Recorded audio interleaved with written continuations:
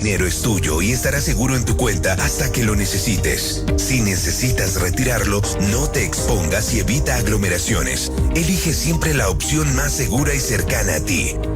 Entra a ingresosolidario.dnp.gov.co y conoce si eres beneficiario. Ingreso Solidario, una acción del Gobierno Nacional, un esfuerzo de los colombianos para los colombianos. Desde la Universidad Militar Nueva Granada, en Bogotá, Colombia, transmite UMNG Radio. UMNG Radio, una emisora alternativa, cultural e independiente. Desde la Universidad Militar Nueva Granada, esta es UMNG Radio.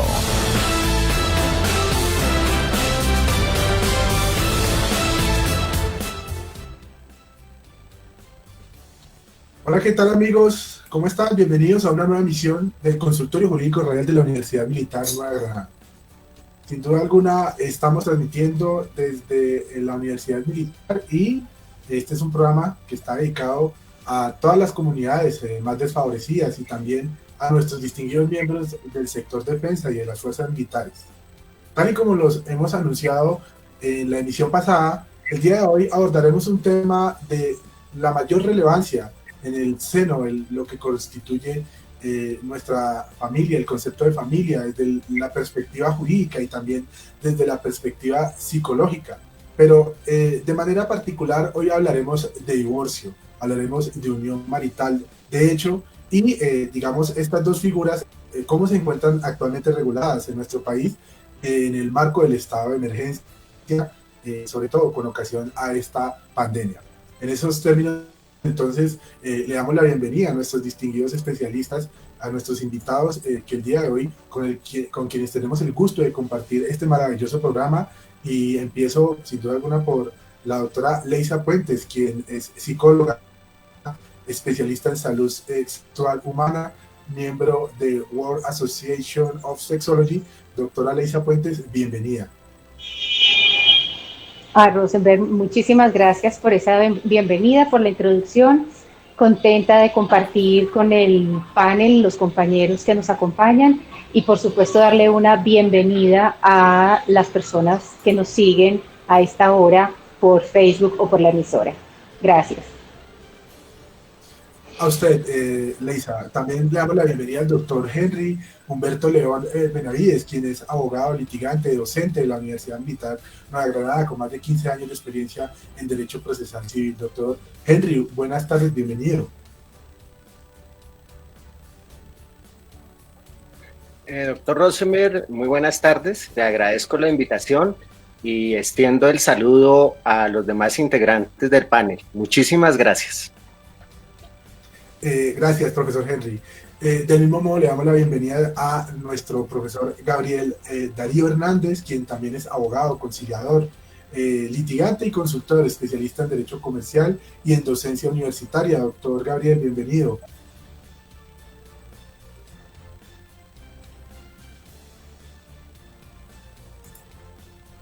Bueno, mientras retomamos la comunicación con nuestro docente invitado, le hago extensiva esta invitación a todos nuestros usuarios, a nuestra amable audiencia, con quienes tenemos el gusto de compartir este maravilloso programa y en este horario vespertino que todos los martes desde la 1 de la tarde por este canal a través de UMNG Radio y próximamente y desde los medios de Zoom TV y también a través de Twitter. De manera pues que le damos un cordial saludo y le damos la bienvenida a todos nuestros seguidores. Y sin más preámbulo, empezamos con la temática del día de hoy y nuestra primera pregunta relacionada con aspectos de la unión marital de hecho. ¿Qué es la unión marital de hecho? ¿Cuál es su alcance normativo? ¿Cómo se encuentra regulada? ¿Y en qué se difiere de otras figuras como el matrimonio? Gabriel, lo escuchamos.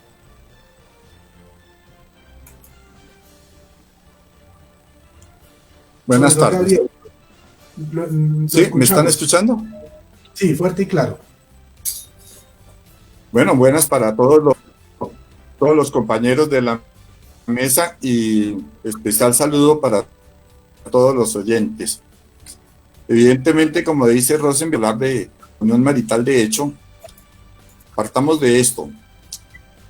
Antes de 1990 no existía esta ley. Esta ley data precisamente del año 1990, es la ley 54. Entonces, las relaciones entre las personas que no estaban casadas tenían el nombre únicamente de concubinos y no generaban ningún derecho. Entonces existía la situación, por ejemplo, de una señora, echémosle la culpa al hombre, que es más fácil manejarlo así, una señora que había vivido 5 años, 10 años con otro hombre, pero no había instituido, no se habían casado, mejor dicho, hablándolo claro, no se habían casado. ¿Qué derechos tenía esa señora después a los 10 años cuando el hombre la abandonaba? Nada. Todos los bienes que había adquirido el señor en esa relación eran de él y la mujer, en ese caso, quedaba completamente desamparada. Le tocaba una opción que era realizar un proceso para que se declarara una relación laboral y que rehacer el reconocimiento. Muy difícil. También existía la posibilidad de que se iniciara un proceso para que se declarara que había existido una sociedad de hecho, o bien comercial o bien civil, pero sociedad de hecho. El desamparo era total. En buena hora el legislador, la 54 del 90, y a partir de ese momento se constituyó lo que se llama unión marital de hecho. Entonces, unas cositas puntuales sobre la unión marital de hecho. Los integrantes, es decir, la pareja, se llaman compañeros permanentes. En el matrimonio se llama cónyuges. En la unión marital de hecho se llaman compañeros. A partir de ese momento, pues, existe protección para los dos integrantes de la pareja. Siempre se habló inicialmente de un hombre y una mujer. Sabemos que hoy se puede hablar de simplemente de dos personas, dos mujeres, un hombre y una mujer. Un día nos dijo la reina. Es una forma, es una manera. Evidentemente se forma una familia. Perfecto. ¿Cuándo nace la unión marital? Del momento en que las partes, la pareja decide irse a vivir juntos. Esa familia se construye, se edifica sobre 3 principios que han sido reiterados por la Corte Suprema de Justicia, por la Corte Constitucional, por todas las altas corporaciones. 1, la comunidad de vida. ¿Esto qué conlleva?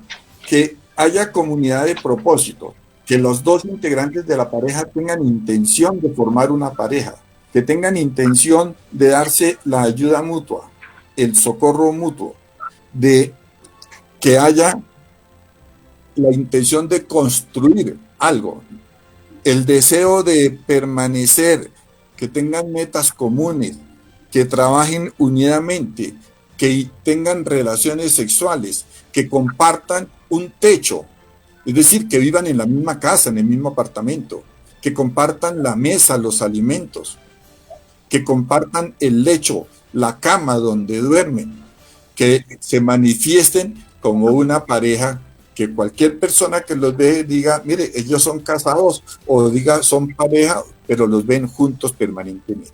Eso es la comunidad de vida. Segundo requisito sobre el cual se construye esta relación es la permanencia. Aquí es fácil decirlo, no se trata de relaciones ocasionales, esporádicas, una visita de un fin de semana.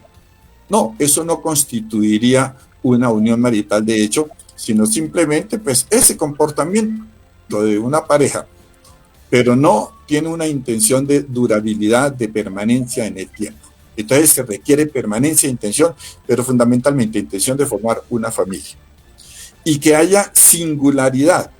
Esto quiere decir, pues, nuestros ordenamientos no permiten la bigamia ni la poligamia, simplemente una persona que tenga una pareja estable, no importa la forma como se integró, una pareja estable, permanencia, singularidad.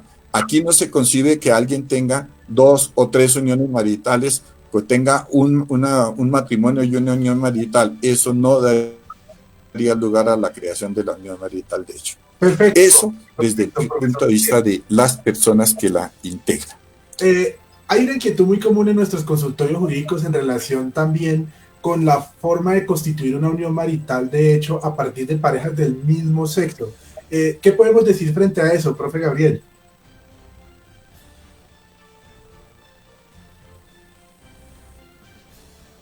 No, lo que estábamos diciendo, puede ser integrada por personas del mismo sexo, con los mismos derechos, con el mismo reconocimiento. Ya en este momento, pues como decíamos, los códigos del siglo pasado, tal vez del siglo antepasado, del siglo XIX, decimonónicos, como los llamaban, están llamados a recoger en ese sentido. La ley se tiene que actualizar, se tiene que poner al día, tiene que poner al tono con las circunstancias de nuestra época, y entonces por eso perfectamente viable esa relación, esa unión marital de hecho entre personas del mismo sexo, con la misma protección.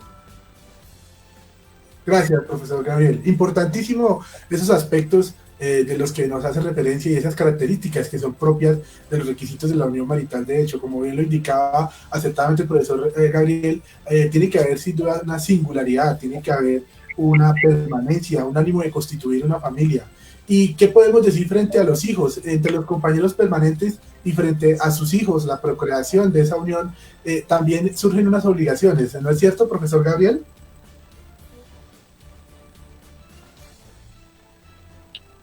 Sí, claro, se constituye una familia.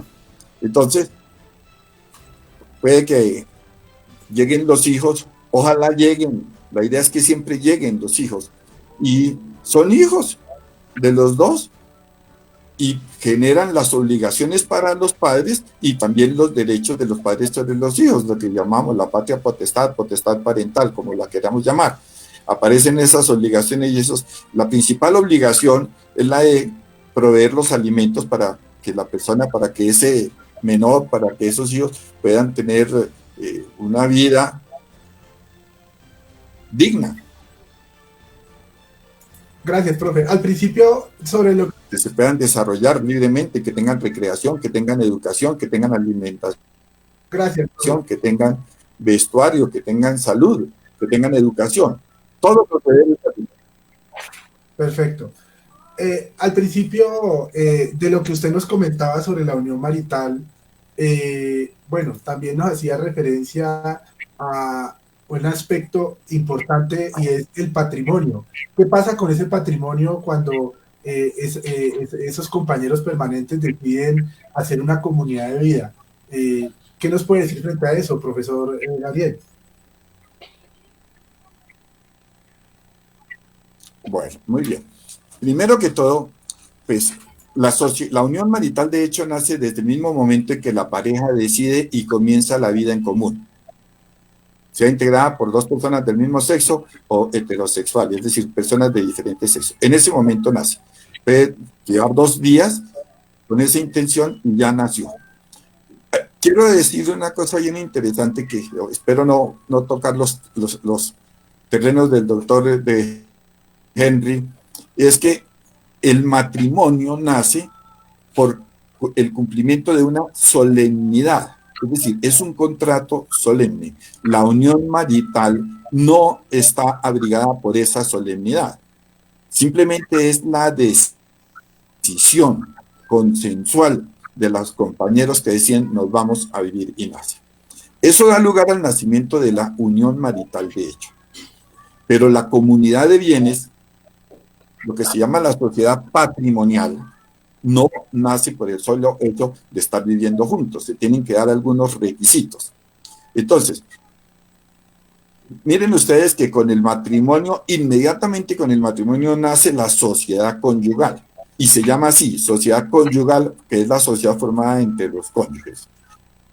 En cambio, en la unión marital, de hecho, no nace la sociedad patrimonial inmediatamente, se tienen que dar unos requisitos. Y esto es muy importante para nuestros oyentes.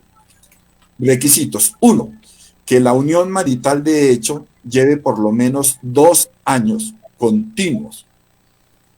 Entonces, se necesitan 2 años continuos para que pueda nacer la sociedad patrimonial. Segundo requisito, que en ninguno de los compañeros exista un impedimento para casarse, para contraer matrimonio.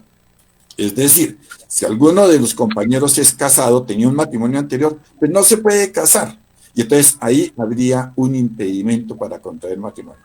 Que lleven 2 años continuos de convivencia. 2, que no exista impedimento de alguno de ellos, de los compañeros, para contraer matrimonio. Nace la sociedad patrimonial. Pero, como es posible que uno de los compañeros o ambos haya tenido un matrimonio anterior, entonces se necesita que si hubo ese matrimonio anterior, la sociedad conyugal anterior se haya disuelto. Aquí vale la pena insistir en esto.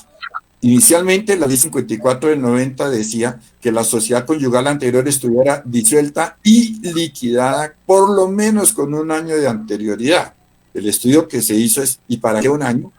¿Por qué? ¿Por qué 1 año? Porque tienen que esperar 1 año cuando otras personas, cuando otras relaciones no tienen que esperarlo. Es como algo discriminatorio. Entonces, no.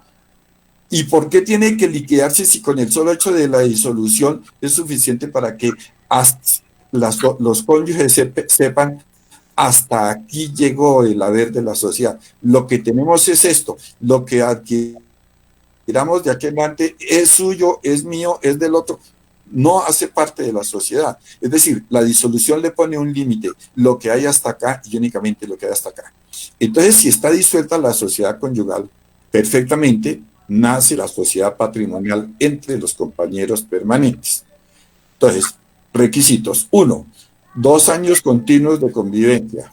2, que no haya impedimento y que si hay una sociedad conyugal anterior ya haya sido disuelta. Con eso se formó la sociedad. ¿Y qué quiere decir que se formó una sociedad patrimonial?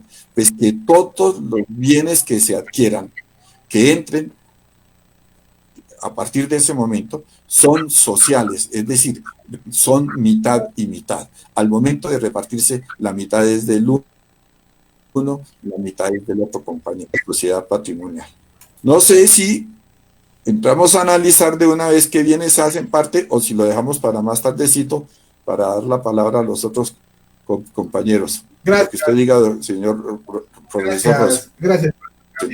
Muy amable por su intervención, sin duda alguna muy clara, muy precisa. Son esos requisitos clarísimos los que establece la ley para la conformación de una comunidad de vida afectiva, singular, y pues con esa claridad con la que nos la ha explicado el profesor Gabriel, seguimos entonces dándole desarrollo al programa del día de hoy. Saludamos a esta hora a nuestra querida decana, a la doctora Claudia Margarita, que nos acompaña también a través de las redes sociales. Y también le damos un cordial saludo al doctor Ducardo Piedrahita, quien es el jefe de la División de Comunicaciones y Publicaciones y Mercadeo de la Universidad Militar Nueva Granada. Bueno, le voy a dar la palabra también al profesor Gonzalo para que nos cuente cómo están las redes sociales, qué tenemos de reporte de nuestros usuarios, qué preguntas, qué inquietudes hay en estos momentos. Bueno, gracias Rosenberg. Un saludo especial nuevamente a nuestros invitados, a Henry, a Leisa, a Gabriel, por supuesto. Es un placer contar con ellos en nuestro programa el día de hoy, en un tema tan interesante para toda la comunidad.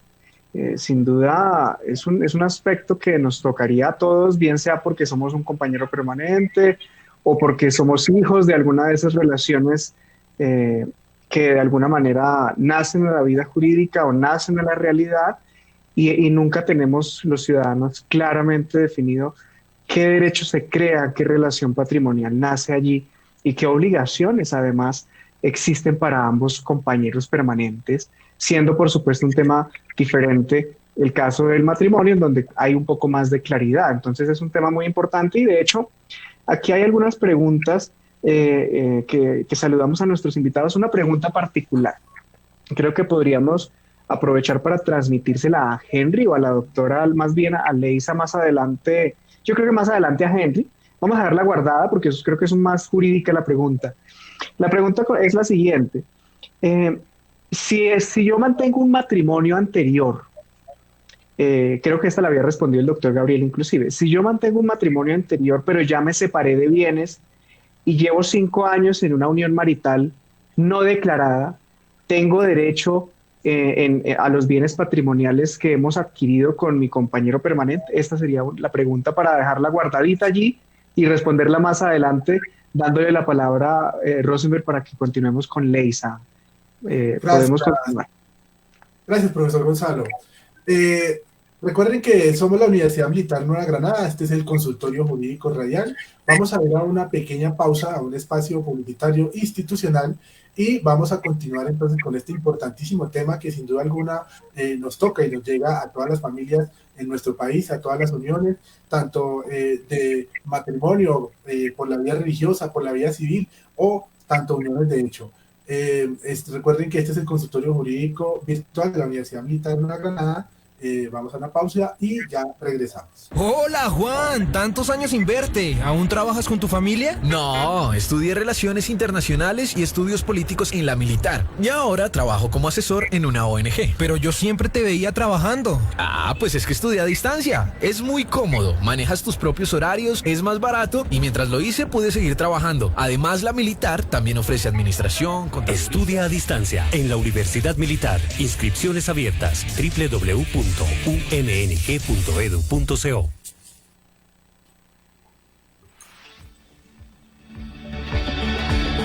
¿Te gusta el emprendimiento? ¿Ser agente de cambio? ¿Proyectarte a trabajar y gestionar acciones en empresas a nivel nacional o internacional? En la Universidad Militar Nueva Granada, en su campus Nueva Granada en Cajicá, te podemos guiar. Estudia Administración de Empresas, Contaduría Pública, Economía o la tecnología en Contabilidad y Tributaria. Inscríbete en www.umng.edu.co. Universidad Militar Nueva Granada, la universidad que todos queremos.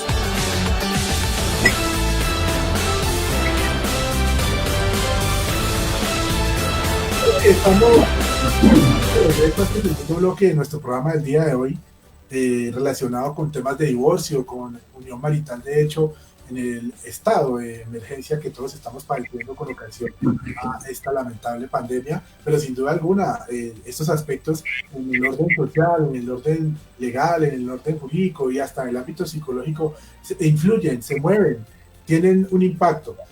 Hablemos un poco también desde el ámbito psicológico y para eso también le damos el espacio a la doctora Leisa, quien nos va a hablar un poquito sobre estos aspectos emocionales, psicoafectivos. Y metámonos un poco con el tema del impacto emocional que puede tener también para los compañeros permanentes o en su defecto para los cónyuges una ruptura amorosa, una ruptura de una relación. ¿Qué nos puede decir frente a eso, doctora Leisa? La escuchamos. Bueno, antes que nada estuvo muy interesante la información que nos suministró el profesor Gabriel. Desde lo jurídico lo entiendo, lo comprendo que nos regimos por unas leyes, por una jurisprudencia. Sin embargo, a mí me gustaría invitarlos a que consideráramos la pareja también desde el marco psicológico y desde el marco real que constituye el hecho de querer conformar una pareja. Resulta que pareciera como que las leyes todavía están basadas de alguna manera en ese mito del amor romántico, del amor permanente, del hasta que la muerte los separe. Y entonces a veces hay parejas que funcionan como si fuese una camisa de fuerza, porque es lo que socialmente se les demanda, como si fuese una cadena perpetua el hecho de estar en la convivencia.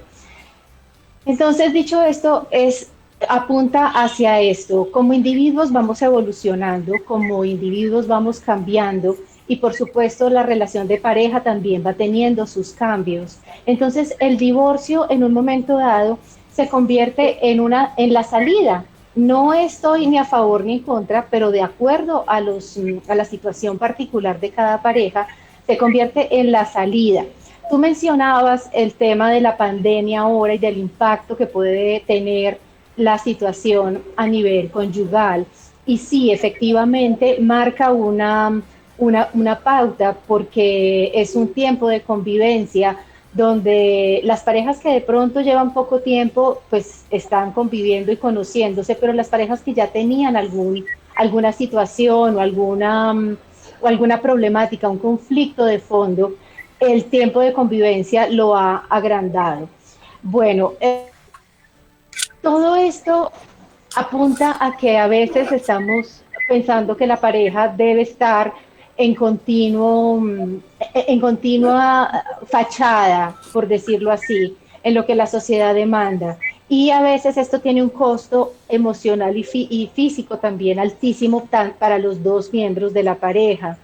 Entonces, bueno, creo que es en torno a esto a lo que apuntamos desde la psicología, a poder hacer el análisis de cuando una pareja toma la decisión de divorciarse, cuáles son los factores aledaños que se tienen, los detonantes del conflicto y también las herramientas emocionales que cada uno tiene para lograr que el impacto sea el menor posible. Y me imagino que vamos a hablar más adelante de cómo lograremos que ese impacto sea lo más o lo menos dañino posible.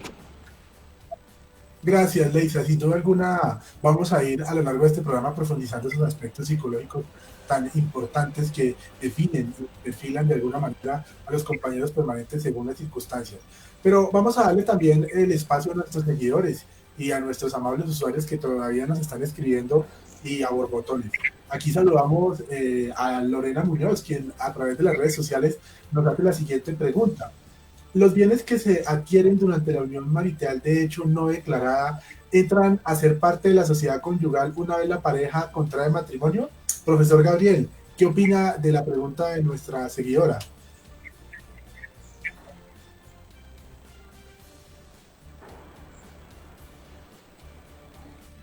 Profesor Gabriel, ¿me escucha?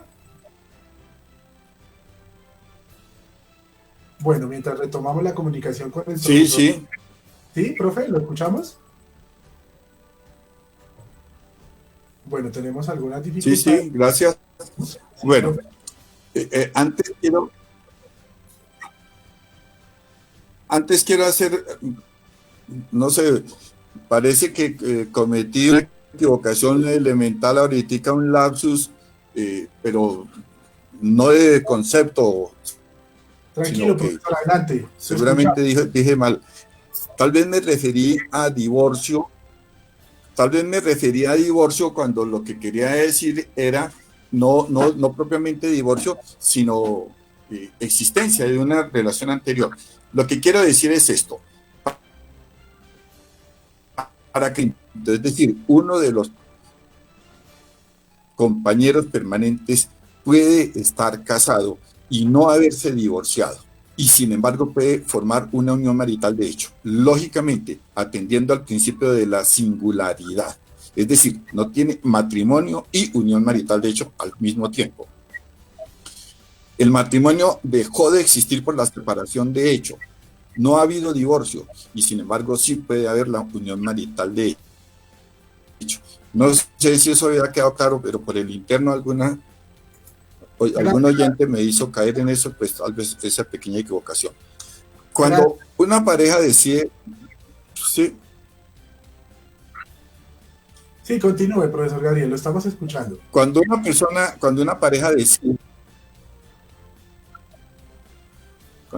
pareja decide irse a vivir, entonces con el ánimo de procrear, de formar una familia, de mantenerse en el tiempo, entonces pues nace la unión marital de hecho. Después de los 2 años de convivencia nace la unión marital, nace la posibilidad de declarar la sociedad patrimonial. Los bienes que se hayan adquirido, habría que pensar, ¿alcanzó a formarse una sociedad patrimonial o no se alcanzó a formar una sociedad patrimonial? Es la pregunta. Si no se ha formado la sociedad patrimonial, pues evidentemente los bienes son de cada uno. Este tema es más interesante si lo analizáramos desde el punto de vista de que si antes de los 2 años viene el rompimiento de esa pareja.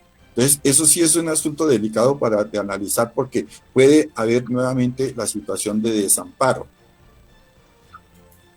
Porque no se conformó la sociedad patrimonial, entonces los cónyuges, perdón, los compañeros permanentes, en este caso, no tienen derecho a los bienes que están en cabeza del otro, así hayan sido adquiridos en vigencia de la unión marital de hecho. Y entonces, algo de esos bienes. Si los bienes se adquirieron y hubo sociedad patrimonial, pero no fue declarada, los bienes siguen siendo personales, siguen siendo individuales, vienen siendo bienes propios porque no se declaró sociedad patrimonial, pues no se formó una masa social, no aparece la sociedad patrimonial, entonces los bienes son de cada uno. Y al momento del matrimonio, pues se aplican las normas del matrimonio. ¿Qué bienes entran al matrimonio? Los bienes inmuebles, únicamente los bienes inmuebles, quedan excluidos. Eso es un tema que es delicado, porque los bienes muebles que tenga cada uno pueden ingresar a la sociedad conyugal. Los bienes inmuebles no. Y entonces aquí puede hacerse uno esta pregunta. Si uno de los cónyuges tiene un carro que vale 400 millones de pesos, es un bien mueble. El otro cónyuge tiene un apartamento que vale 200 millones de pesos, es un bien inmueble. Por ley, el inmueble no hace parte de la sociedad conyugal, pero el carro que es mueble sí haría parte de la sociedad conyugal. Gracias, profesor. Y entonces mire cómo hay ese desequilibrio tan importante. Una cosa que vale 400 millones de pesos, la otra no. Entonces, habría que tener en cuenta eso. Si se formó o no. Y yo considero que si no hubo sociedad patrimonial, los bienes siguen siendo de cada uno. Bienes propios, bienes personales. Muchas gracias. No sé si es eso. Pertinente esa precisión suya. Sin duda alguna, el ámbito del régimen patrimonial tiene algunas importantes modificaciones cuando se presentan dichas uniones con relación al patrimonio personal de cada uno. Pero ya que estamos hablando de matrimonio, ahora metamos un poquito con el tema del divorcio. ¿Qué es el divorcio en Colombia y en qué modalidades se puede adoptar?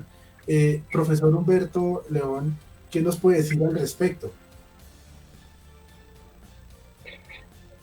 Profesor Rosenberg, buenas tardes. La primera precisión que quisiera formular es que en Colombia tenemos dos tipos de matrimonio, el matrimonio religioso y el matrimonio civil. La ley colombiana a los matrimonios religiosos le ha dado efectos civiles. Por eso quisiera hacer esa precisión en atención a que cuando hablemos del divorcio, nos vamos a hablar en estricto y con rigor jurídico al matrimonio civil. Y si estamos ante un matrimonio religioso, que puede ser un matrimonio católico o celebrado ante cualquiera otro de los credos religiosos que estén reconocidos en Colombia, hablaremos de la cesación de los efectos civiles de ese matrimonio religioso. Adelante, profesor. Perfecto. En Colombia tenemos... desde el Código Civil, en el artículo 154, se establecieron las causales de divorcio. Esa disposición ha tenido dos reformas, que fue la ley primera del 76 y la ley 25 del 92. Con la última reforma de la ley 25 del 92, donde se hace una adecuación a las consideraciones de la Constitución de 1991, y ante todo a los derechos fundamentales, al respeto a la dignidad humana, etcétera, etcétera, se consagraron o están consagradas 9 causales de divorcio. Hay que advertir que para poder solicitar el divorcio se requiere invocar una de esas causales consagradas allí. Brevemente mencionaré cuáles son.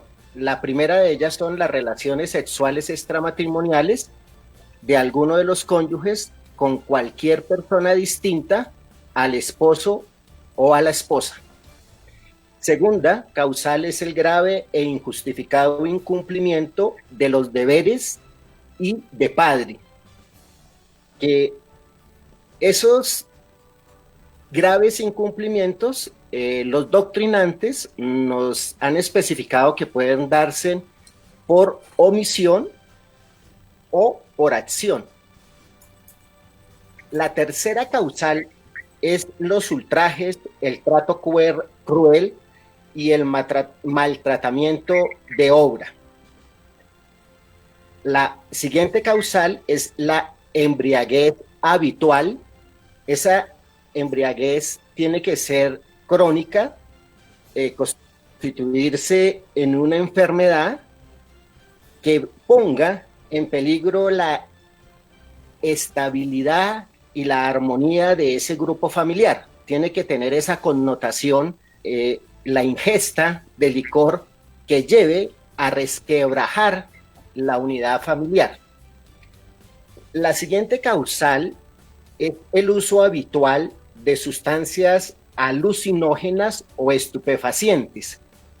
Aquí también hay que tener la consideración que se debe llegar a considerar que esa persona que está ingiriendo las sustancias alucinógenas o estupefacientes llegue a considerarse como una enfermedad, la toxicomanía, y que llegue a poner también en peligro ese consumo que lleve incluso a generar desavenencias en la familia, a que se rompa el clima de respeto, la óptima convivencia, factores de la ética, del cuidado personal, tiene que tener esa connotación.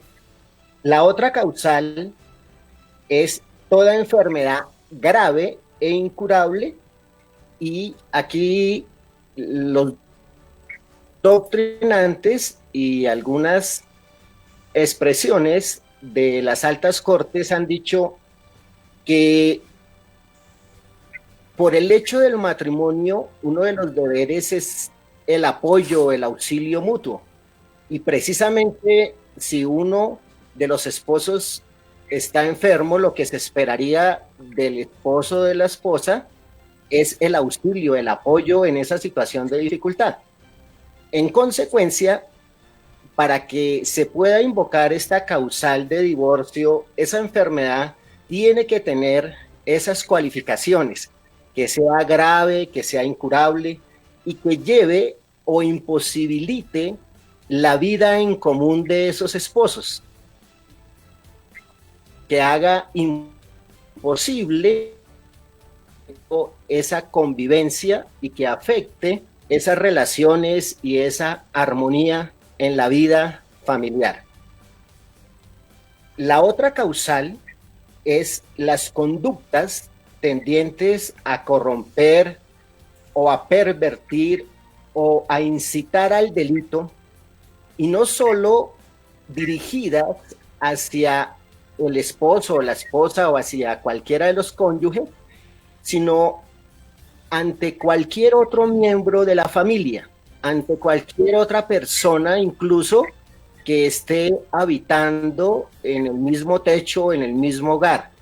No necesariamente tiene que ser dirigidas u orientadas hacia incitar al delito o a esas conductas pervertidas frente al esposo o a la esposa, sino, repito, ante cualquier otro miembro de la familia. La otra causal es la separación de cuerpos que sea declarada por vía judicial, o la separación de hecho por más de 2 años, que perdure por más de 2 años.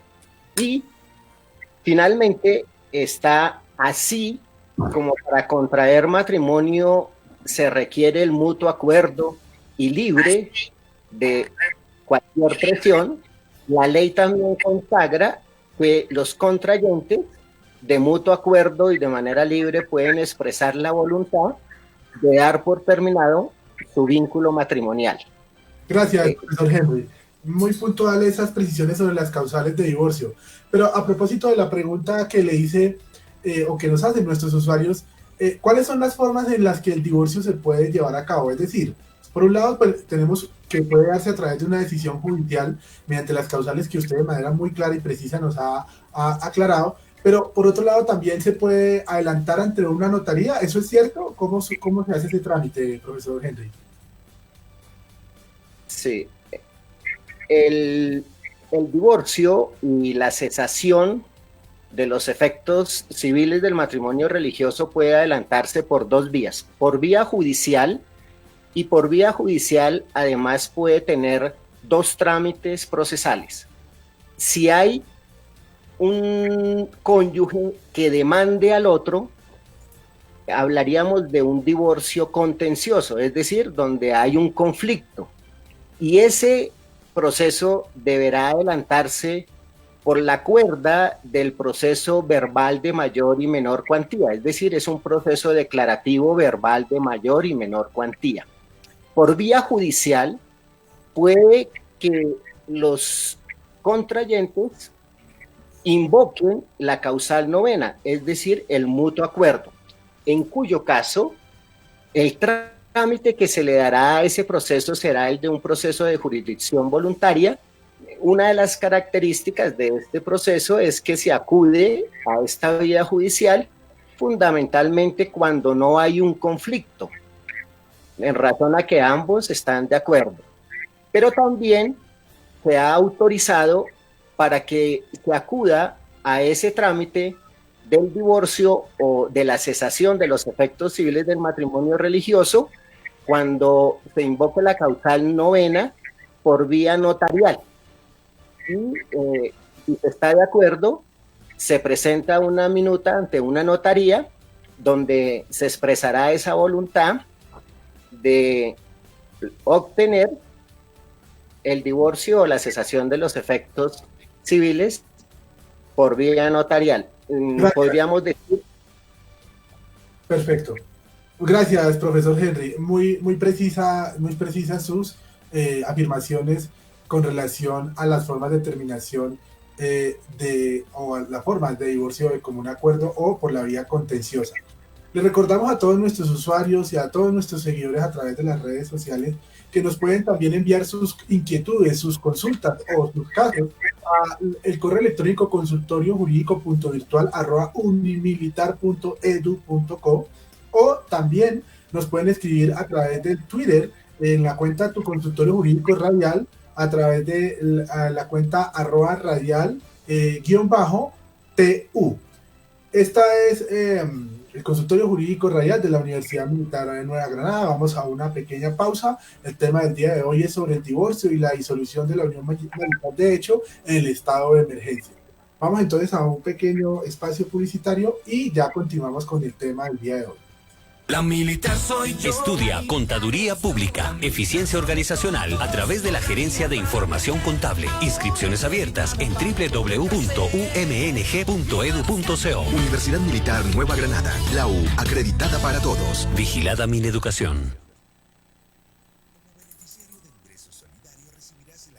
Tengas o no una cuenta en el sistema financiero. Aquí te explicamos cómo recibir el beneficio. Primero, con tu número de cédula, revisa en ingresosolidario.dnp.gov.co si eres o no beneficiario. Segundo, si ya tienes una cuenta, serás notificado por la entidad financiera a través de mensaje de texto cuando recibas el dinero en ella. Tercero, si no tienes una cuenta, recibirás un mensaje de texto con indicaciones de la entidad financiera encargada de entregarte el dinero para abrirla. En las 24 horas siguientes a la apertura de la cuenta recibirás el dinero. Si tienes un celular básico, podrás abrirla y manejarla sin necesidad de tener datos.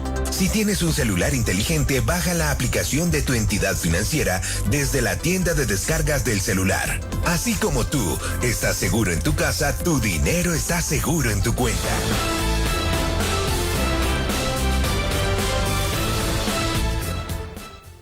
Bueno, y estamos de regreso a este tercer bloque de nuestro programa del Consultorio Jurídico Virtual. y radial de la Universidad Militar Nueva Granada sobre este tema tan interesante y que sin duda pues nos tiene a muchos seguidores escribiéndonos a esta hora en todas las plataformas digitales a través de las cuales estamos transmitiendo este maravilloso programa. El tema del día de hoy, sin duda alguna, es uno de los temas que más suele ser motivo de consulta de nuestros usuarios, de los consultorios jurídicos y los consultorios jurídicos satelitales de la Universidad Militar. Pero continuemos también abordando el contexto psicológico de estas situaciones en las que se disuelven las relaciones de pareja y hablemos un poquito de la causal sobre el divorcio relacionado con la causal de relaciones sexuales extramatrimoniales. Y le paso esta pregunta a nuestra psicóloga Leisa para que nos hable un poquito de por qué son importantes en realidad las relaciones sexuales de pareja para garantizar la estabilidad del matrimonio y las uniones maritales. ¿Qué nos puede decir frente a esta pregunta de uno de nuestros usuarios? Doctora Leisa, adelante. Bien, Rosenberg. Resulta que en los vínculos que hacemos como seres humanos, la relación de pareja romántica, de pareja afectiva, tiene un componente que la diferencia de las demás relaciones, ¿no? Y son justamente las relaciones sexuales. Yo no tengo sexualidad con mis amigos, no tengo relaciones sexuales con los primos o con mis compañeros de trabajo, tengo relaciones sexuales con mi pareja. En el momento en el que uno de los dos miembros de pareja empieza a presentar apatía sexual o negativa a la sexualidad, entonces se presenta un conflicto dentro de la pareja que hace que se generen tensiones, que se generen situaciones que incluso pueden estar contempladas en estas causales que estaba hablando el doctor anteriormente. Por eso la sexualidad se constituye en una parte muy importante dentro de la relación de pareja. Es fundamental que haya una comunicación, que haya un conocimiento de la sexualidad del otro, de las expectativas, pero también un asumir la responsabilidad de la sexualidad de cada uno. ¿Esto qué quiere decir?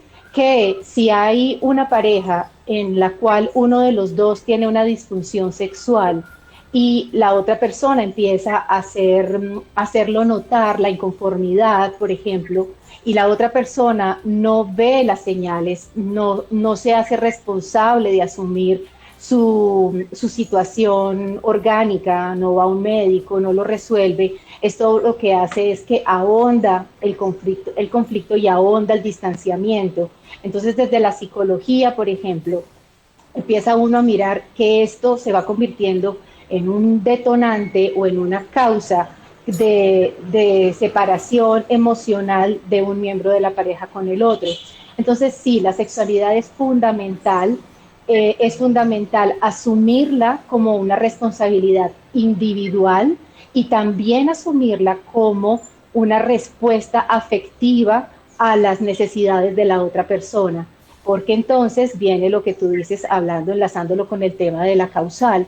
Cuando hay esta apatía, cuando empieza esta convivencia patológica de la pareja como si fuesen una relación fraternal nada más, no consensuada, porque quiero hacer claridad que pueden haber parejas que consensuadamente digan no queremos tener sexualidad, pues la sexualidad coital estamos hablando, porque la sexualidad puede abarcar aspectos afectivos o de cuidado también, pero cuando hay uno de los dos que definitivamente dice sí, yo sí quiero tener sexualidad y la otra persona definitivamente está desconectada, entonces da paso a esta causal de la que ustedes hablaban de infidelidad.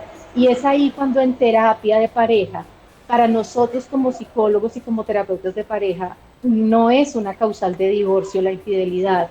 La infidelidad puede ser incluso, más bien la causal es un síntoma de que algo está ocurriendo dentro de la pareja. Lo que pasa es que socialmente está enmarcada en estas leyes que son incluso también consolidadas no solo por el tema jurídico, sino por el tema religioso, y entonces se condena. Pero se debe ver más bien como un síntoma de algo que está ocurriendo y no como la enfermedad. Cuando hablo de este tema con las parejas que atiendo, les hago una salvedad y es la siguiente. Cuando tú estás con fiebre yo te pregunto de qué estás enfermo, tú no dices estoy enfermo de fiebre. Tú dices estoy enfermo de amigdalitis, estoy enfermo de gripa o tengo una infección urinaria, etcétera. Ese es el diagnóstico. La fiebre es un síntoma. Entonces, lo que pasa es que la infidelidad es un síntoma y a donde se apunta con la terapia es a buscar cuál es la enfermedad, el diagnóstico puntual de por qué se dio esa situación. Creo que eso responde a la pregunta tuya relacionada con la importancia de las relaciones sexuales a manera de fortalecimiento del vínculo conyugal y de la cercanía emocional que debe existir entre la pareja. Muchas gracias, doctora Leisa. Importantísimas esas precisiones, sin duda alguna. Las causales legales difieren, obviamente, desde el ámbito psicológico, porque, como usted bien lo indica, no necesariamente una infidelidad, aun cuando sea una causal legal, debe dar lugar a la disolución de esa unión afectiva que uno esperaría o que esperaríamos que siga reinando entre las parejas. Sin duda alguna, ese tema es muy, muy interesante y bueno, estamos muy emocionados porque a esta hora todavía nos siguen escribiendo, pero en cantidades nuestros usuarios y seguidores. Saludamos a Jonathan Álvarez, a Milena Bonet, a Steven Guaecha Fajardo, a Félix Reyes, quienes amablemente nos han escrito y nos han enviado sus inquietudes. Bueno, yo tengo que reconocerles algo y es que acá hay unas preguntas de todo tipo y de todo calibre y me va a permitir hacer una que nos envía un usuario, ya les digo el nombre, pero pregunta al doctor León lo siguiente, dice, con relación a la actualidad, al hecho de que uno de los cónyuges se encuentre contagiado del COVID-19, ¿haría procedente la causal número 6? Bueno, le transmito esta pregunta al doctor León y de paso me permito leerle a todos nuestros usuarios que la causal número 6, que aparece en el artículo 154 del Código Civil, hace relación a la que tiene que ver con toda enfermedad o anormalidad grave e incurable, física o psíquica, de uno de los cónyuges que ponga en peligro la salud mental o física del otro cónyuge e imposibilite la comunidad matrimonial. En ese orden, entonces, le hago ese planteamiento a nuestro profesor Henry. ¿Qué nos puede decir al respecto, profesor Henry? Profesor, encienda el micrófono, lo tenemos ahí, ahora sí, perfecto. Con la advertencia que tomaría como información lo que he oído en medicina y de los epidemiólogos o los expertos en esas epidemias, y con la información que tengo hasta el momento, esa podría ser calificada una enfermedad grave, mas no es incurable.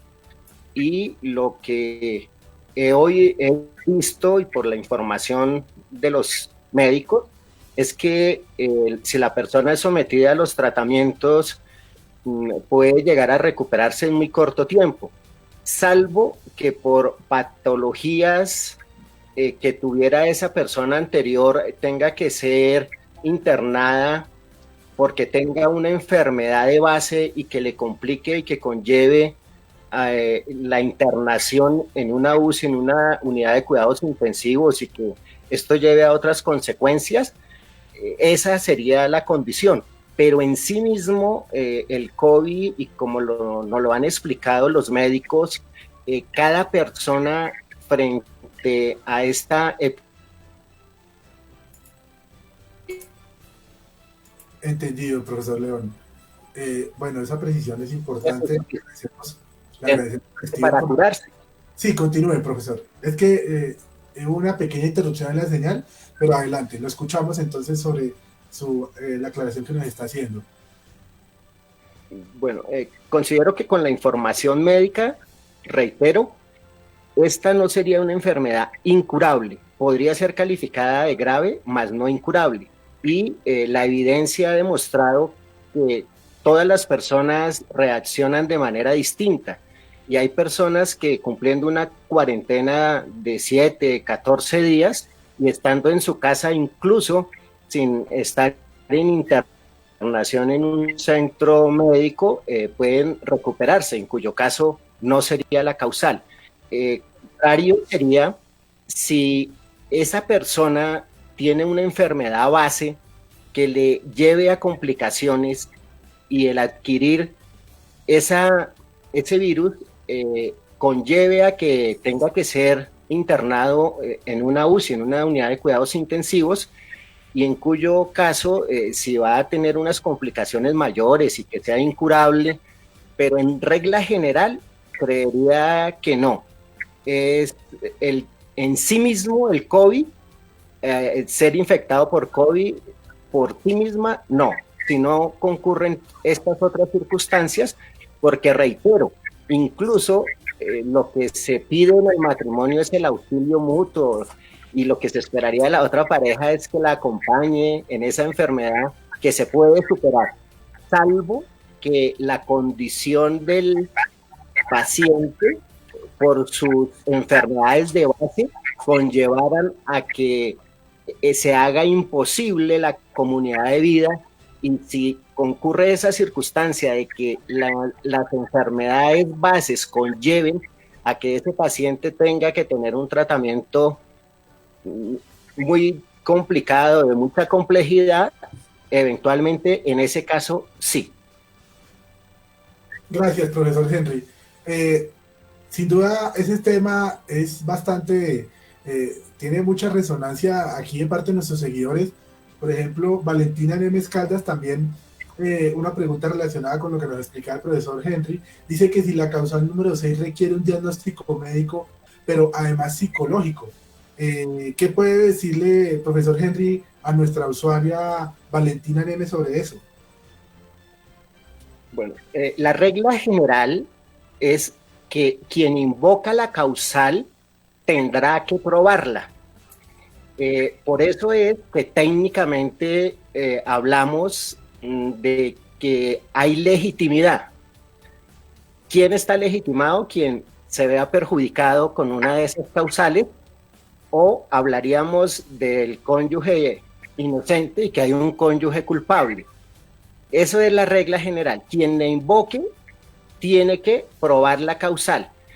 En materia probatoria hay libertad probatoria, y obviamente si estoy hablando de una enfermedad, tendré que acreditar con un dictamen médico o con la historia clínica o la epicrisis, pero que le lleve la convicción al juez que se está con esa enfermedad. Pero reitero, no es cualquier tipo de enfermedad, sino que se tiene que llegar a la situación de que esa enfermedad sea grave y sea incurable, para que pueda tener esa connotación de llegar al rompimiento del vínculo familiar. O sea, tiene que tener la condición y probarse que hace imposible la comunidad de vida, que ya con una persona con esa enfermedad se hace imposible para el otro poder tener una comunidad de vida, y eso es lo que debería acreditarse en el proceso. Gracias, profesor Henry.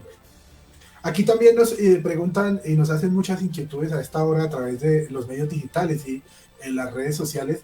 Nos escribe Milena Bonet nuevamente, con relación a las causales de divorcio civil, ¿será que se pueden aplicar en la unión marital de hecho? Profesor Gabriel, ¿nos podría ayudar a darle una luz a esta inquietud de nuestra usuaria, por favor? ¿Lo escuchamos? Profesor Gabriel, ¿nos escucha? Ley 54 del 90. Sí. ¿Sí? ¿Me están escuchando? Sí, señor, adelante. ¿Ustedes me están escuchando? Sí, lo estamos escuchando, profesor, adelante. Bueno, decía que la ley 54 del 90, que es la normatividad que rige las uniones maritales de hecho, nos dice cuáles son las causales de disolución de la unión marital de hecho, pues debe decirse exactamente de la sociedad patrimonial, que es la que se va a disolver, y son la muerte de alguno de los compañeros permanentes, la separación definitiva y física de los compañeros permanentes, el matrimonio de alguno de los compañeros permanentes y el consentimiento mutuo del 90. Entonces considero que esas son las causales, únicamente esas. Gracias. Quisiera aprovechar este momento, Rosenberg, Adelante, profe. Para hablar de algo que me parece bien importante desde el punto de vista práctico y lo que tiene que ver con las uniones.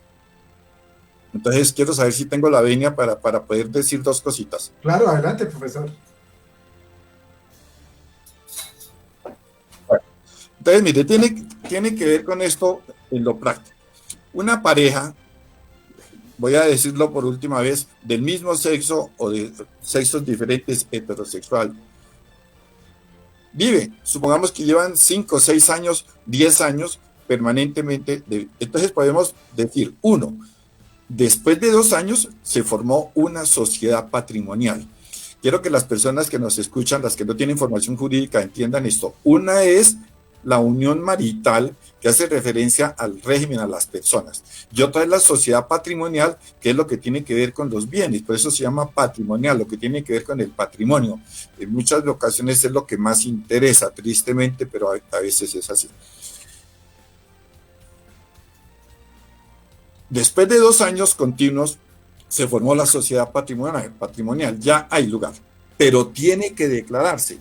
El asunto es que no nace como en el matrimonio por el hecho del matrimonio, aquí tiene que declararse. Entonces, ¿cómo se puede lograr la declaración? 1, judicialmente. Entonces, cualquiera de los compañeros permanentes puede presentar la demanda. ¿Qué pide en la demanda? 1, que se declare que hubo unión marital de hecho desde tal fecha hasta tal fecha de la disolución.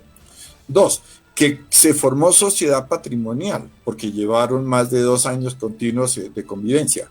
3, que pida que esa sociedad patrimonial está disuelta. Y 4, que se ordene la liquidación. Eso también se puede hacer por vía notarial. Por vía notarial lo pueden hacer también. Entonces, lo mismo que la existencia de la unión marital, que se formó sociedad proceden a liquidarla. ¿Cómo se disuelve? Por ejemplo, por separación física y definitiva de cuerpos. Entonces, cualquiera de los compañeros en ese momento tiene el derecho a presentar la demanda o la solicitud notarial si están de acuerdo. ¿Cuánto tiempo tiene para presentar esa demanda? Eso es lo importante. 1 año. A partir del momento del rompimiento. Por ejemplo, la muerte o el matrimonio del otro o la separación física y definitiva. 1 año. ¿Qué pasa si demanda dentro del año? Bueno, puede haberse formado la sociedad patrimonial y pide su liquidación y tienen los dos derecho a los bienes, se reparten por mitades, 50%. Pero si deja pasar el año y no presenta la demanda dentro de ese año siguiente, sino se demora 1 año y 2 meses, hay prescripción y pierde todos los derechos patrimoniales. Entonces, lo que quiero insistir aquí, el llamado es a las parejas que están en esa situación. Si quiere tener derechos patrimoniales, si quiere que le corresponda la mitad de los bienes que adquirieron en vigencia de la unión, presente la demanda el año siguiente. Eso es muy importante, dentro del año. Ese es el término de prescripción. Lo que no ocurre en el matrimonio es otro régimen completamente diferente. Gracias, profesor Gabriel. Qué importante esas precisiones y, bueno, ahí le damos claridad entonces a la inquietud de nuestro usuario. Pero entonces, ahora, quiero decir que... Gracias, profesor Gabriel. Es importante, digamos que con relación al tema que estamos abordando, también indagar un poco sobre el impacto social que en materia de divorcios o digamos esa tendencia que se está presentando o que se viene presentando en Colombia con relación a los divorcios, sin duda alguna tiene un impacto social. Vamos a hablar un poco de eso al regreso y le vamos a dar la palabra a la doctora Leisa para que nos hable un poco del tema. Les recordamos a todos nuestros usuarios que este es el consultorio jurídico virtual de la Universidad Militar Nueva Granada. El tema del día de hoy relacionado al divorcio, la disolución de la unión marital de hecho en el estado de emergencia. Vamos entonces a una pequeña pausa y ya regresamos. Desde la Universidad Militar Nueva Granada, en Bogotá, Colombia, transmite UMNG Radio. UMNG Radio, una emisora alternativa, cultural e independiente. Desde la Universidad Militar Esta es UMMG Radio.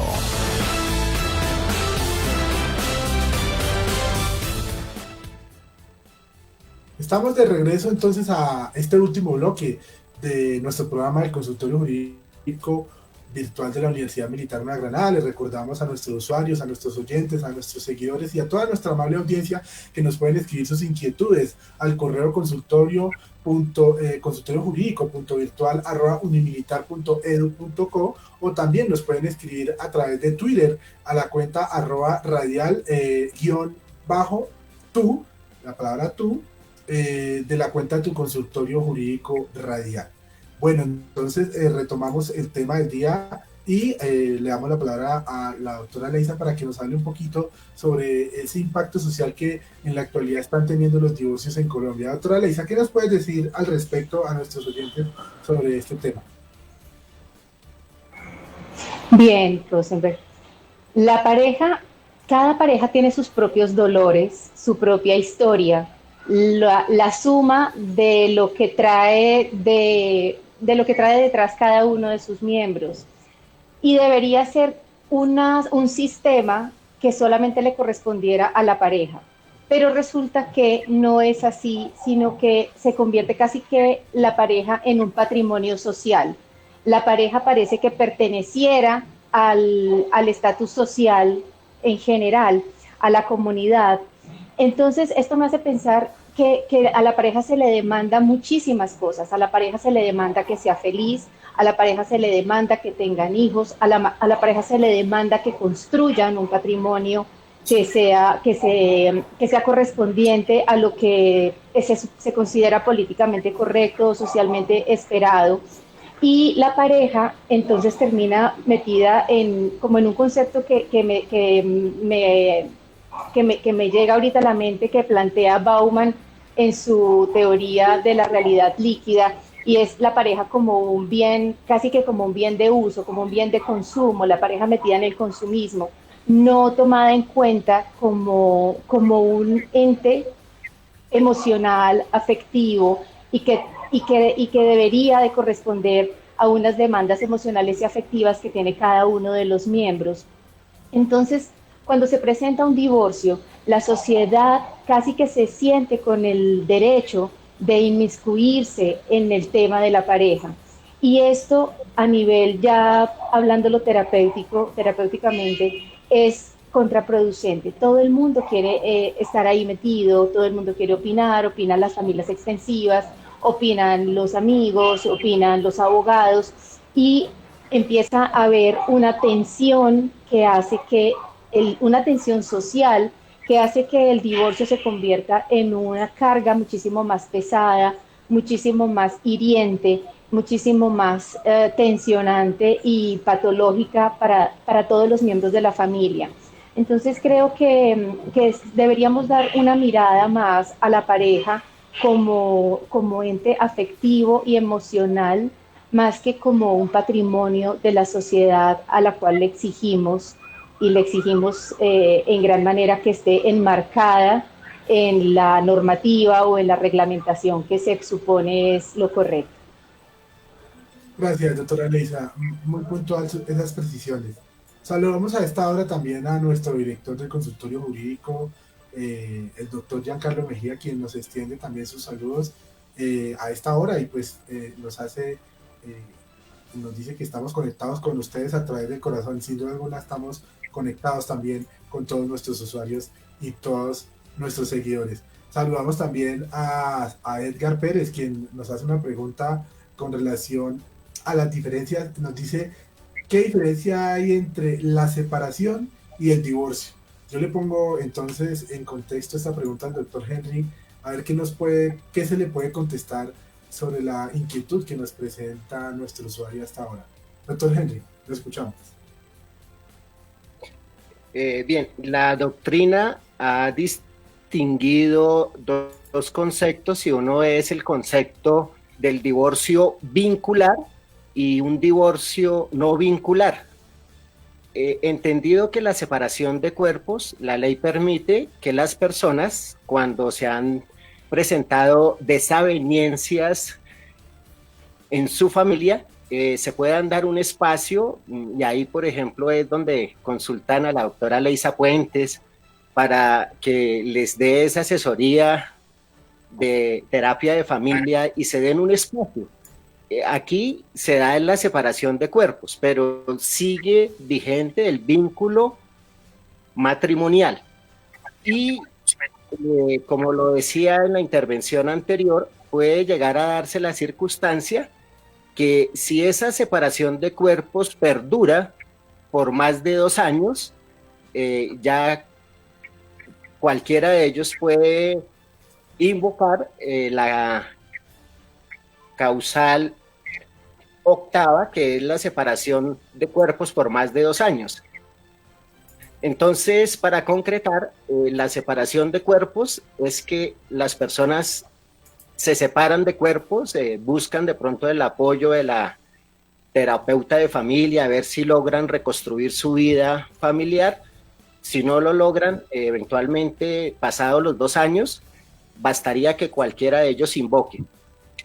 Y eso me da pie para hablar de lo que en la doctrina y la jurisprudencia nos hablan de las causales objetivas y causales subjetivas.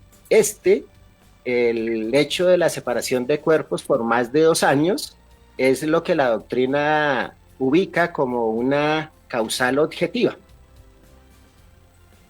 Y gracias. El divorcio también se da la separación de cuerpos, pero ya se rompe el vínculo matrimonial. Gracias, profesor Henry. Muy puntual su intervención, y bueno, con eso le damos respuesta a nuestro destacado neogranadino, sin duda alguna, el doctor Edgar Pérez Cárdenas, a quien le extendemos nuestro más cordial saludo.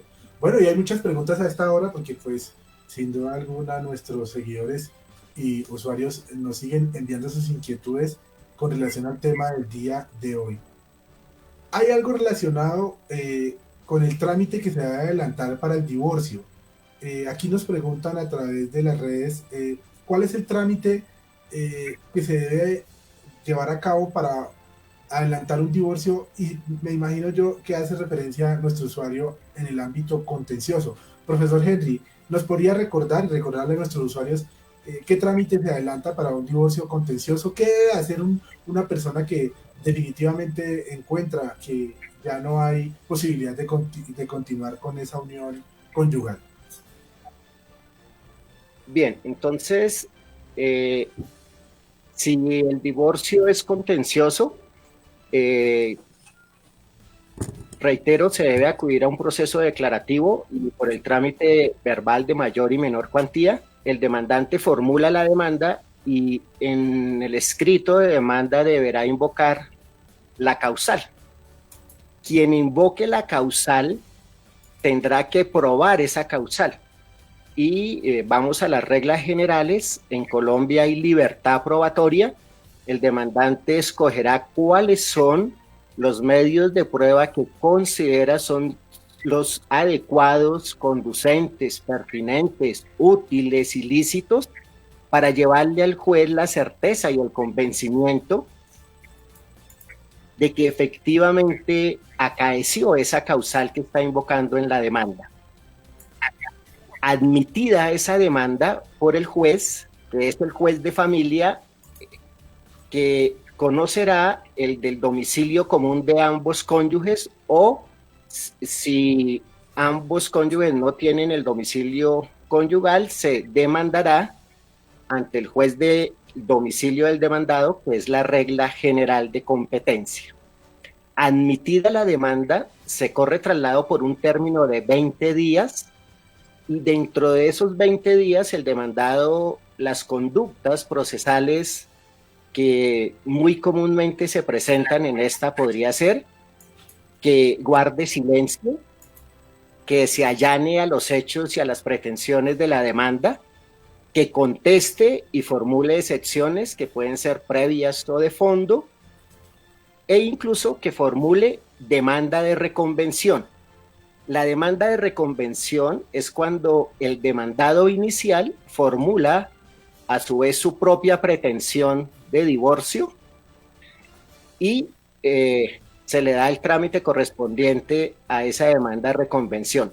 Surtidos esos traslados, el juez convocará audiencia inicial, en cuyo caso se agotarán todas las 6 fases de esa audiencia inicial, valga decir, la conciliación, se resuelven las excepciones previas, se practican los interrogatorios a las partes, se hace la fijación del litigio y se toman las medidas de saneamiento y por último el juez decretará las pruebas, las cuales se llevarán a cabo, se decreta las pruebas y estas se practicarán en la segunda audiencia, que es la audiencia de instrucción y juzgamiento, audiencia en la cual se practicarán las pruebas decretadas. En la audiencia inicial se correrá traslado para alegar y el juez proferirá el fallo correspondiente en esta misma audiencia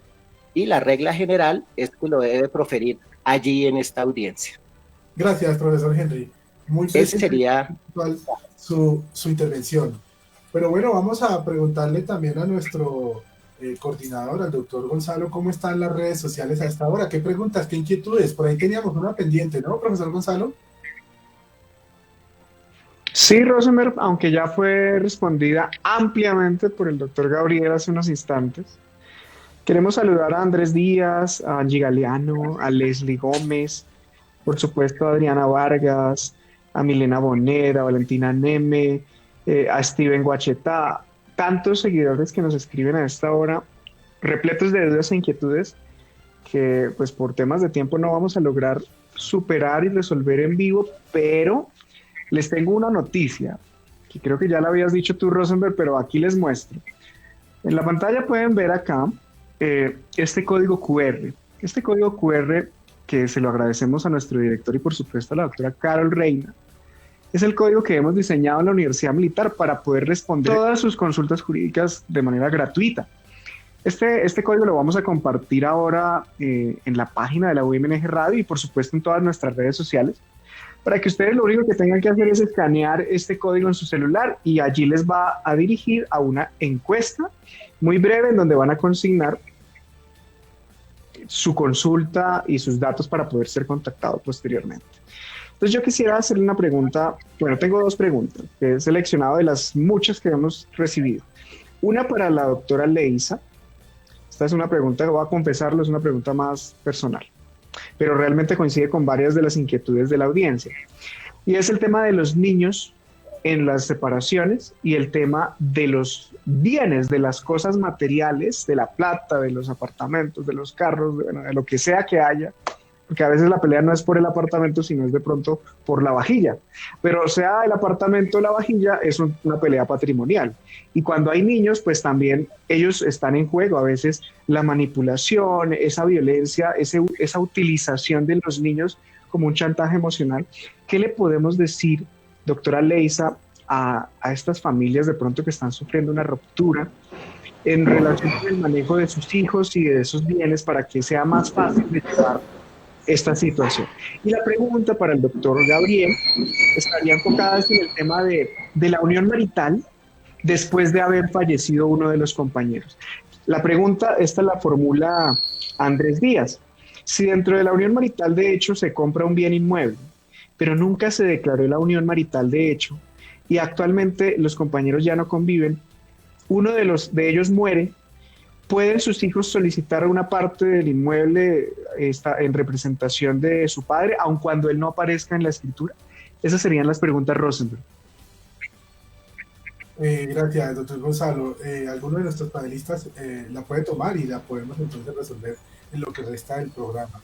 Doctor Henry, ¿algún comentario con relación a la inquietud de nuestro usuario? Se necesitaría que se declarara la existencia de la unión marital de hecho.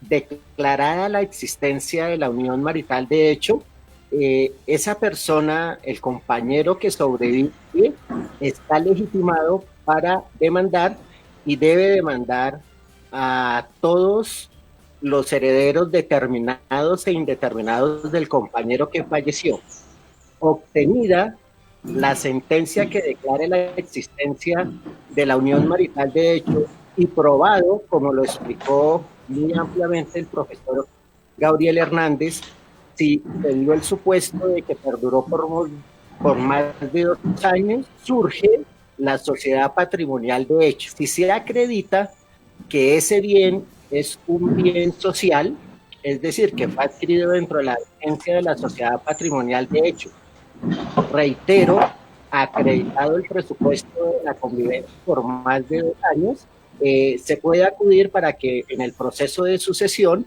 se le liquide allí en el mismo proceso y pedir esa parte que se le asigne a esa persona.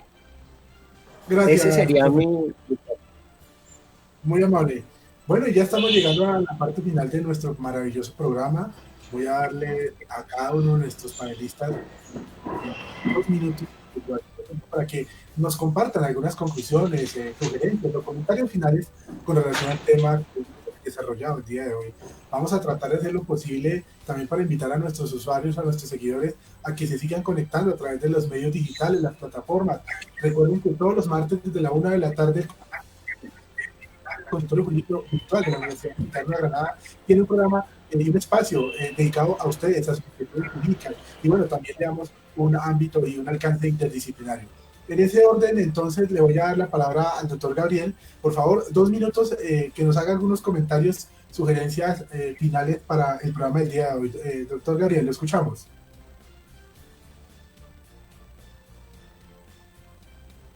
Muchas gracias. Respecto de la declaración de la unión marital de hecho, quiero volver a tocar el tema. Ya dijimos lo que sucede y cómo se debe hacer en un juzgado cuando la declaración es contenciosa. Se puede hacer por trámite notarial también. Pues para los oyentes que no tienen información jurídica, simplemente una mención, es el decreto 1664 de 2015 que nos dice cómo debe hacerse. Entonces, primero, pues debe hacerse a través de un abogado. Los compañeros permanentes son los que piden que se disuelva la sociedad patrimonial que se formó y se liquide en la misma notaría. También se puede hacer por conciliación en un centro de conciliación autorizado por el gobierno nacional, ministerio.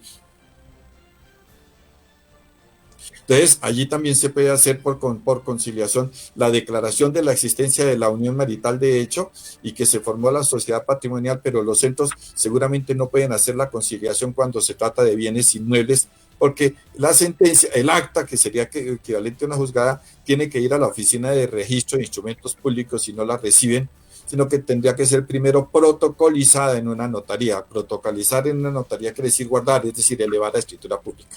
Pero en resumen, lo que quiero decir es, puede hacerse en un juzgado contencioso, en una notaría, de acuerdo, en un centro de conciliación, también de mutuo acuerdo. Quiero hacer un llamadito. Muchas personas dicen, hombre, yo no me quiero casar, es mejor irme a vivir en unión libre, que es más suave, que es más fácil. Tengamos mucho cuidado al momento de tomar esas decisiones, porque eso es una decisión muy seria, es algo definitivo en la vida personal, en la vida de la pareja, en la vida de los hijos que se van a procrear, o que puede ser el caso se lleguen a adoptar.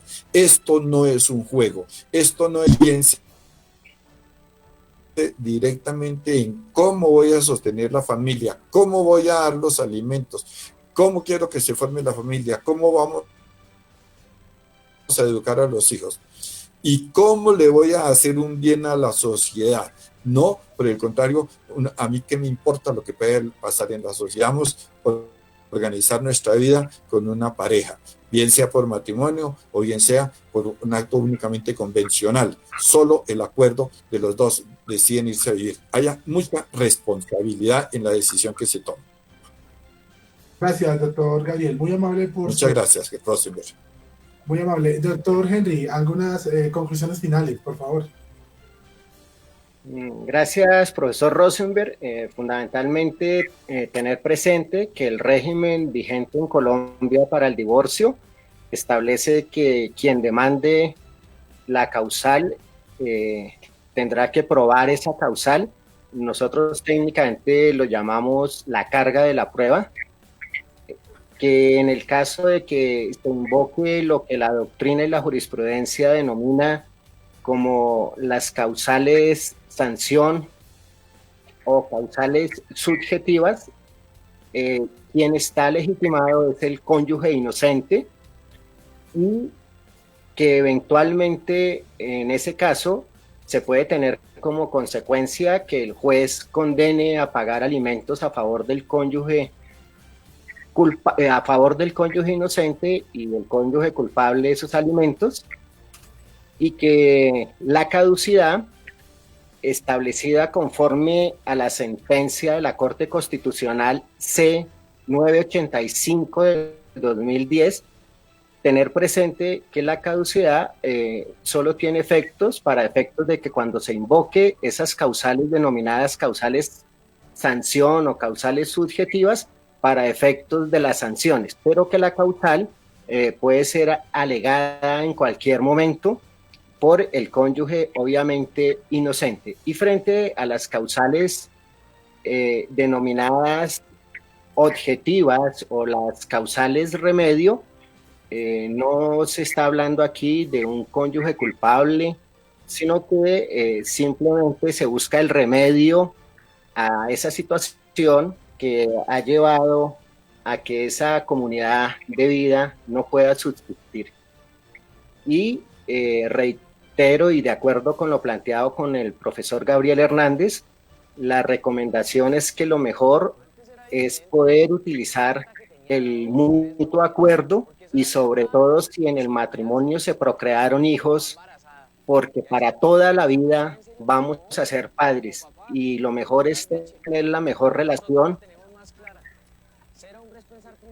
personal y por enseñanza de vida y obligación como padre de tener la mejor relación entre los padres.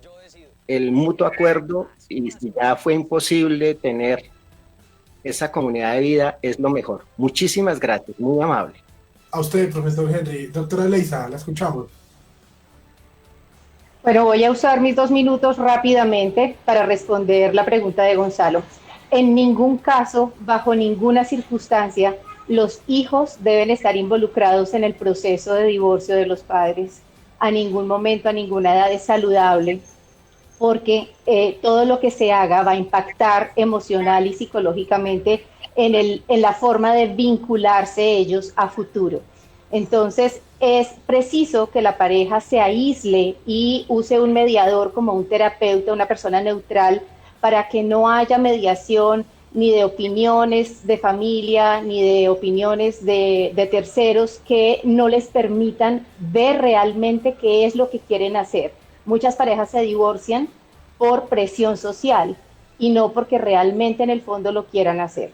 Segundo, decía Gonzalo también respecto a los bienes, yo siempre les recomiendo, los bienes son una forma a veces de castigo que utilizan las parejas de la misma manera que los hijos son utilizados a manera de castigo, y en este caso creo yo que debería haber un punto de encuentro entre lo jurídico y lo psicológico, donde se les sugiera a las dos partes que vayan de lo justo a lo generoso. Así se convocaría para un arreglo y una conciliación más pacífica. Por último, gracias por la invitación, y cualquier pregunta relacionada con el tema terapéutico pueden escribirme, ya que el tiempo se acaba, a mi correo electrónico leisatusexóloga@gmail o al DM de mi Instagram, leisatusexóloga, que con mucho gusto responderé a las preguntas que a bien tengan hacerme. Muchas gracias, doctora Leisa. Muchas gracias, doctor Henry. Muchas gracias, doctor Gabriel. Muchas gracias a nuestro coordinador del consultorio radial, también el doctor Gonzalo, y a nuestro coordinador de la División de Comunicaciones de la Universidad Militar. Damos entonces concluido el programa del día de hoy. Agradecemos a todos por su amable asistencia.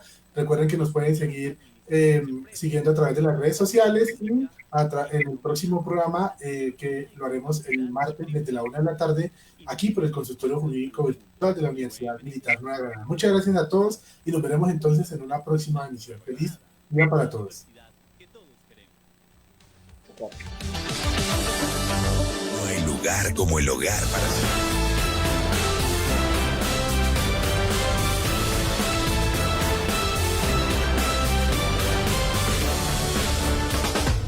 Desde la Universidad Militar Nueva Granada, en Bogotá, Colombia, transmite UMNG Radio. UMNG Radio. Una emisora alternativa, cultural e independiente. Desde la Universidad Militar Nueva Granada. Esta es UMNG. UMNG Radio. Somos información.